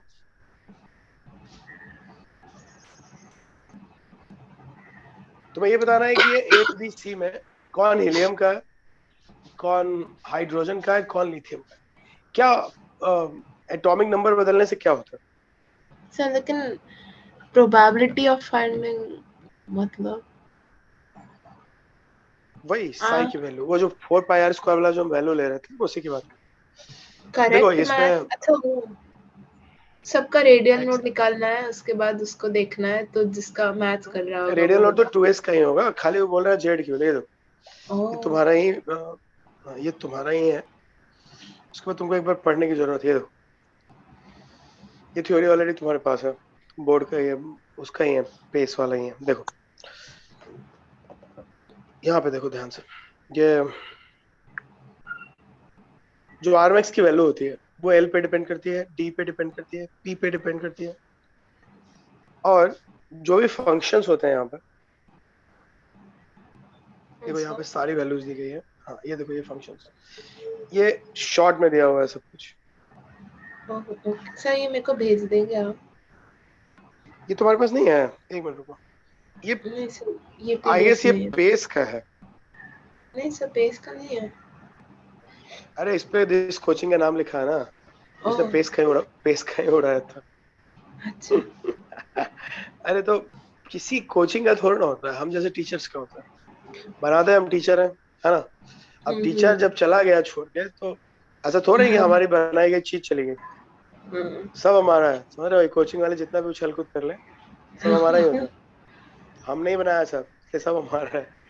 समझ, मैं तुम्हें भेज दूंगा, डोंट वरी। हाँ तो मैं आता हूँ क्वेश्चन पे वापस। ये थ्योरी तुम्हारे पास नहीं होगी शायद, ये जो पेस का बुकलेट है ना, ये वही बुकलेट तो तुम्हारे पास ऑलरेडी हार्ड कॉपी है इसकी। ये कोचिंग पेस के ही टीचर ने तोड़ के बनाया था, तो उन्होंने यही यूज कर लिया सीधा। नीचे आईटीएन पेस को हब कर दिया, इतना ही मेहनत किया उन्होंने बस। देखो बाकी सब वही है, देख रहे हो, आईटीएन तक वही है, जहाँ पे पेस था उसे हटा के हब कर दिया बस, इतनी मेहनत की है। अब मेरे पास आईटीएन स्पेस का ये वाला नहीं था, तो हब वाला था, किसी का तो है।